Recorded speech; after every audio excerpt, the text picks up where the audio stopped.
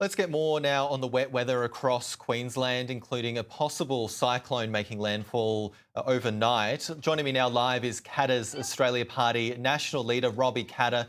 Robbie, thank you so much for taking the time to have a chat to us. What are conditions like in the area that you're in now? Thank you, Jack. Yeah, I'm just on the periphery of where it's really bad. I'm on the banks of the Flinders River here.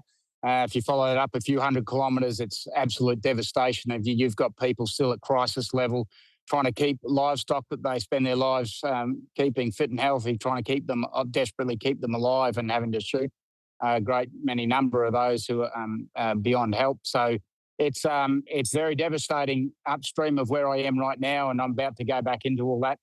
And yeah, we're nowhere near counting the cost of the impact of this, because a lot of animals that might still be upstanding now are getting sick and still isolated and won't recover. So yeah, it's going to be very big. It's not as big as 2019 as far as widespread, but some of the levels are higher.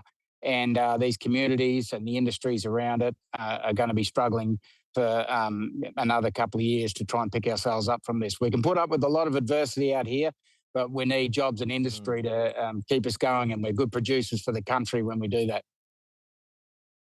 Absolutely. And I was reading that the loss of livestock could be tens of thousands. Are you getting the support, or are farmers getting the support that they need in that area at the moment?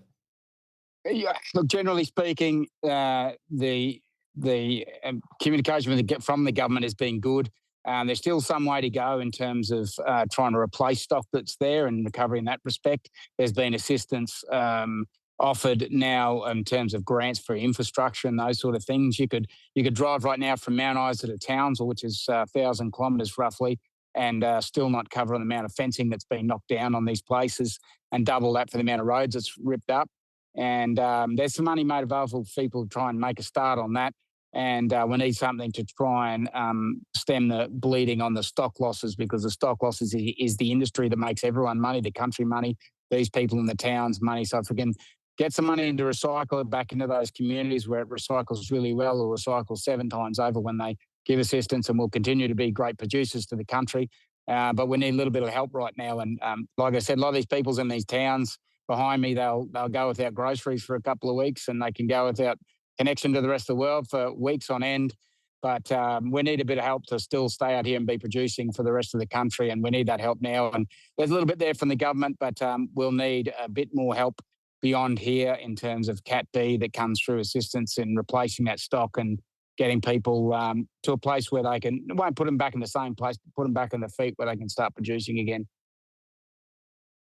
And is there worry when it comes to things like feed? Obviously, we're seeing those devastating fires across Victoria as well. That's taking out thousands of livestock down there, and also taking out paddocks of food, of growth, and those animals will need food. Is there worry that after this that there'll be a bit of a shortage there? Yeah, undoubtedly they will. I think we've got about 49% of the herd here in Queensland, and yeah, a big portion of that's in North Queensland. And yeah, well aware of the devastation there in Victoria at the moment.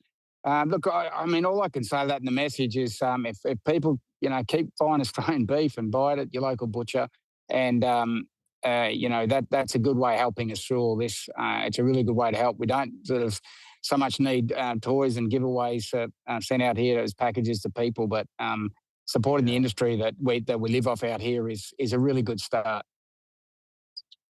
Yeah, really great message on how ordinary people can support our farmers, of course, buying their products, which we rely on to feed ourselves. Look, we are running out of time. Thank you so much for Thanks, your Jack. time this afternoon and explaining the situation, Robbie Catter. Much appreciated.